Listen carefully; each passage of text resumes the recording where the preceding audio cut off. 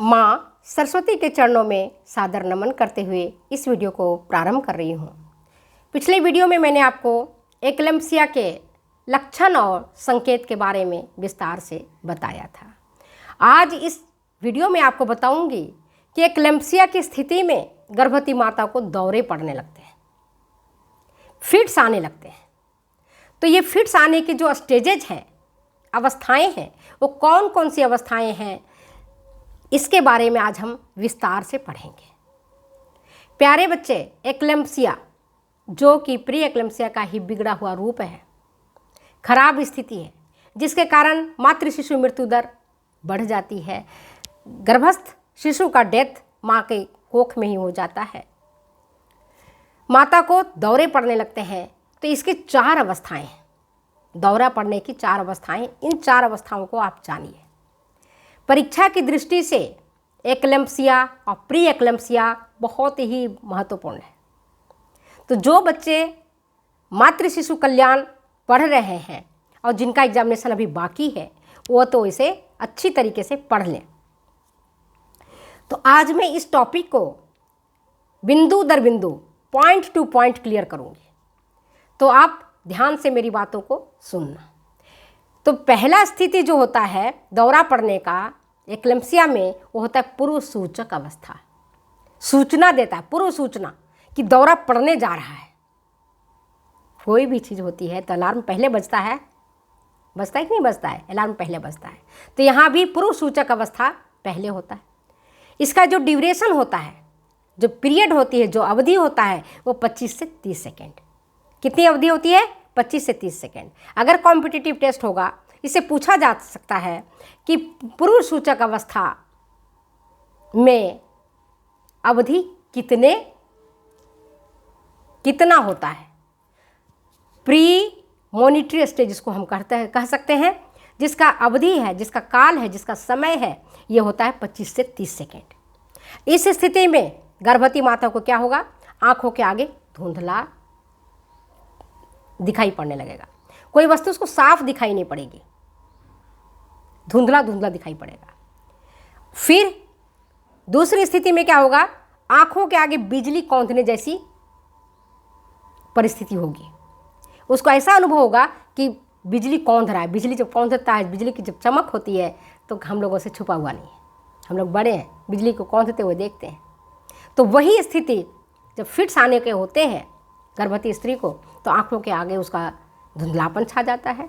दूसरे टाइम में उसको बिजली चमकने जैसा उसका अनुभव होने लगता है, और आंखें जो है या तो ऊपर की ओर चली जाती हैं, और कई बार क्या होता है, आंखें दाएं या बाएं की ओर चली जाती, घूम जाता आंखें ऊपर की ओर चली जाएंगी या नीचे की ओर चली जाएंगी, या आंखें दाएं चली जाएंगी, आंखें बाएं चली जाएंगी। हमारे चेहरे का एक बड़ा है आंखें, जो बताता है, आंखों से ही पता चलता है कौन क्रोध में है, कौन हमसे प्रेम कर रहा है। तो ये जो आंखें बहुत इंपॉर्टेंट होते हैं। तो आंखें किसकी क्रोध की स्थिति में आंखें देखते लाल हो जाती है, भयावह हो जाता है, चेहरा विकृत हो जाता है। तो यहाँ पर भी आप देखोगे कि जब गर्भवती स्त्री की आंखें ऊपर या नीचे की ओर चली जाती हैं, दाएं या बाएं की ओर घूम जाती हैं, तब चेहरा उसका विकृत दिखने लगता है, भयावह दिखने लगता है। और चेहरे की जो पेशियां हैं, मसल्स से चेहरे की, ये सब फड़कने लगते हैं। फड़कने का नाम सुना ही होगा आप लोगों ने।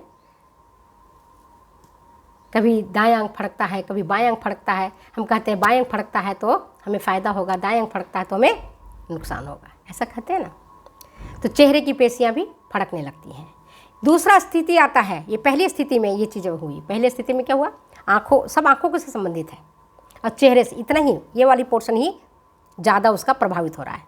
कौन सी पोर्शन? चेहरा वाला, जिसमें सबसे पहले आँखों का आगे धुंधलापन छाना, बिजली कौंधने जैसा अनुभव होना, आंखें ऊपर या नीचे या दाएं या बाएं की तरफ घूम जाना, और चेहरे की पेशियों का फड़कना। ये तो पहली स्टेज है, और ये स्टेज होता है 25 से 30 सेकेंड तक का। दूसरा स्टेज होता है तानात्मक अवस्था, टॉनिक। अब यह खींचता है। अब क्या होगा? पहले ऊपर से हुआ, अब आता है वोकल कॉर्ड, नीचे की तरफ आ जाओ। तो वोकल कॉर्ड की जो पेशियां हैं उसमें संकुचन होने लगता है, कॉन्ट्रैक्शन, ऐसे होता है, कॉन्ट्रैक्शन होता है। वोकल कॉर्ड्स जो बोलते हैं, हमारी जो स्वर यंत्र है, हमारी आवाज़ कैसे निकलती है? स्वर यंत्र के कारण। तो स्वर यंत्र की जो पेशियाँ हैं, वोकल कॉर्ड की पेशियाँ हैं, उसमें संकुचन होने लगता है। फिर जो डायफ्राम है, डायफ्राम की पेशियों में भी संकुचन होने लगता है। डायफ्राम आप जानते ही होंगे, सांस लेने में जो हमारा डायफ्राम है ऊपर होता है, कभी नीचे होता है। से रेस्पिरेटरी सिस्टम मैंने जब आपको पढ़ाया होगा तो आपने देखा होगा डायफ्राम का क्या फंक्शन है। तो डायफ्राम की पेशियों में ही कॉन्ट्रैक्शन होगा, और जब डायफ्राम की पेशियों में कॉन्ट्रैक्शन होता है तो श्वास मार्ग अवरुद्ध होता है, सांस लेने में कठिनाई होती है। श्वास जो हम लेते हैं, छोड़ते हैं, तो इसके कारण क्या हो रहा है? हमारी सांस की जो नलियाँ हैं वो ठीक प्रकार से काम कर रही है। लेकिन जब डायफ्राम ठीक प्रकार से काम नहीं करेगा, कॉन्ट्रैक्ट होगा, है ना, इस तरह से कॉन्ट्रैक्ट होगा, तो श्वास मार्ग अवरुद्ध हो जाएगा। वोकल कॉर्ड्स की पेशियों में कॉन्ट्रैक्शन होने के कारण बोलने में कठिनाई होगी। आज हम बोल पाते हैं, आज हम गा पाते हैं, चिल्ला पाते हैं, क्यों? क्योंकि हमारा वोकल कॉर्ड सही है। किसी की आवाज़ पतली होती है, किसी की मोटी होती है। लता मंगेशकर की आवाज़ कितनी मधुर थी। ये वोकल कॉर्ड्स का ही कमाल है। रियाज तो है ही, अभ्यास तो है ही, पर वोकल कॉर्ड्स का भी इसमें बहुत बड़ी भूमिका है। तो वोकल कॉर्ड्स में कॉन्ट्रैक्शन होने के कारण बोलने में कठिनाई होती है, और डायफ्राम में कॉन्ट्रैक्शन होने के कारण श्वास मार्ग अवरुद्ध होता है, और जिसके कारण सांस लेने में तकलीफ होने लगती है। आंखें जो है, मैंने आपको पहली स्थिति में बताया था, या तो आंखें दाएं की ओर मुड़ जाएंगी या बाएं की तरफ मुड़ जाएंगी, या आंखें ऊपर चली जाएंगी या नीचे चली जाएंगी, और आंखें यहाँ जाकर के स्थिर हो जाती हैं। जैसे हम देखते हो ना, हम पलक झपकाते हैं, हमारी आंखों की पुतलियाँ इधर उधर घूमती हैं, नॉर्मल स्टेज में होता है कि नहीं? जब हम हंसते हैं, मुस्कुराते हैं, तो हमारी पेशियाँ रिलैक्स होती हैं। जब हम क्रोधित होता है, हमारी पेशियाँ सारी तन जाती हैं, तनात्मक अवस्था में आ जाता है। और फिर क्या होता है आगे? दांत जो है जकड़ जाते हैं। मूर्छा जब आता है, देखते हो ना, दांत बंद हो जाता है, ऐसे दांत जकड़ जाता है। और कई बार क्या होता है, दांतों के बीच में अगर जीभ आ गया तो जीभ काट देता है दांत को, दांत काट देता है जीभ को, और जीभ से खून बहने लगता है। दांत भींचने के कारण दांत जो है, ये जो हमारी जीभ है वो कट जाती है। तो गर्भवती स्त्री की दांत भींचने के कारण कट गया, जीभ कट गई। और जीभ कटेगा तो क्या होगा? खून बहने लगेगा।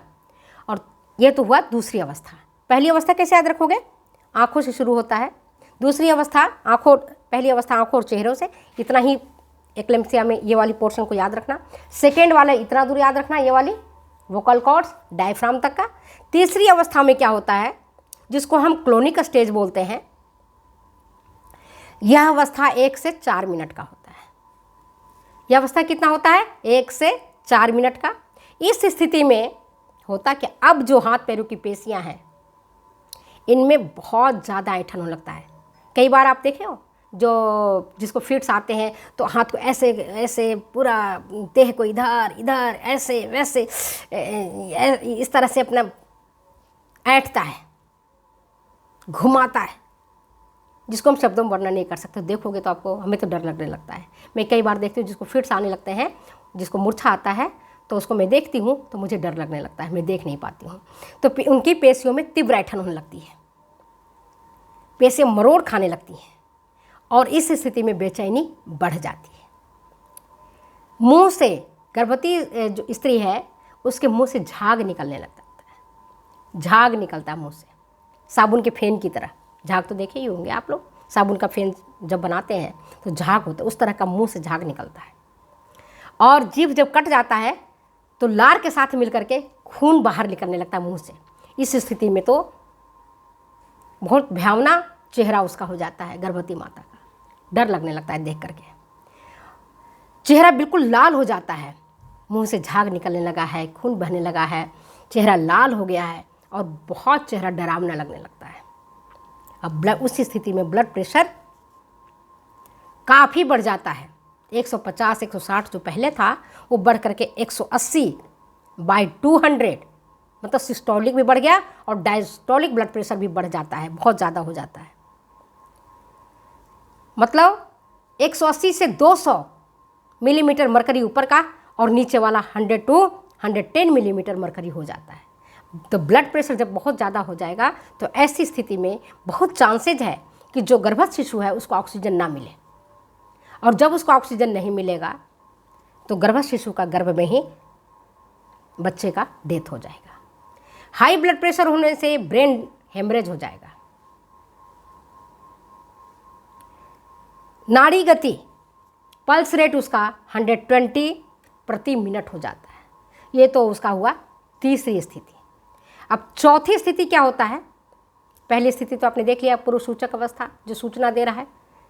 दूसरी अवस्था तानात्मक अवस्था, अब उसकी पेशियां तन रही हैं, खींच रही हैं, कॉन्ट्रैक्ट हो रहा है, वोकल कॉर्ड्स कॉन्ट्रैक्ट हो रहा है, डायफ्राम कॉन्ट्रैक्ट हो रहा है, श्वास मार्ग अवरुद्ध हो रहा है, सांस लेने में तकलीफ होने लगी है, बोलने में तकलीफ होने लगी है, दांत भिंच गया है, मुंह से झाग निकलने लगा है, खून बहने लगा है दांत जीभ के कटने से। तीसरी अवस्था में आपकी हाथ पैरों की पेशियों में ज़बरदस्त ऐंठन होने लगा है, ब्लड प्रेशर और ज़्यादा बढ़ गया है, और यह अवस्था 1 से 4 मिनट तक का रहता है। चेहरा लाल और विकृत हो जाता है, ब्रेन हेमरेज होने की संभावनाएं बढ़ जाती है, और कई बार तो ब्रेन हेमरेज हो भी जाता है। और चौथी अवस्था होती है मूर्छा की अवस्था, स्टेज ऑफ कोमा। इस स्थिति में क्या होता है? मूर्छा जब आती है तो रेस्पिरेशन बंद हो जाता है, श्वसन बंद हो जाता है, आवाज़, गर्भवती माता जो आवाज़ निकालती है उसके सांस से घर घर घर ऐसे आवाज़ आती है। तीव्र ऐंठन होने के कारण इस स्थिति में भी तीव्र ऐंठन होता है और गर्भवती माता बेहोश हो जाती है। तो ये 4 स्टेज रहे आपके एक्लेम्पसिया दौरे की अवस्थाओं का। तो आप लोग अच्छे से पढ़ लेना, एग्जामिनेशन पॉइंट ऑफ व्यू से बहुत इंपॉर्टेंट था, जिसको मैंने पढ़ा दिया है और आपको बता दिया है। तो फिर मिलते हैं हम आपको अगले वीडियो में कि अगर कोई व्यक्ति को एक्लेम्पसिया हो गया तो हम इसका क्या ट्रीटमेंट करेंगे, क्या उसका हम उपचार करेंगे। तो नेक्स्ट वीडियो आप देखिएगा, जो हम नेक्स्ट वीडियो बताएंगे वो आपको ट्रीटमेंट से संबंधित बताएंगे। तब तक के लिए मुझे दो इजाज़त जाने की। Okay bye. फिर मिलते हैं हम अगले वीडियो में। Thank you.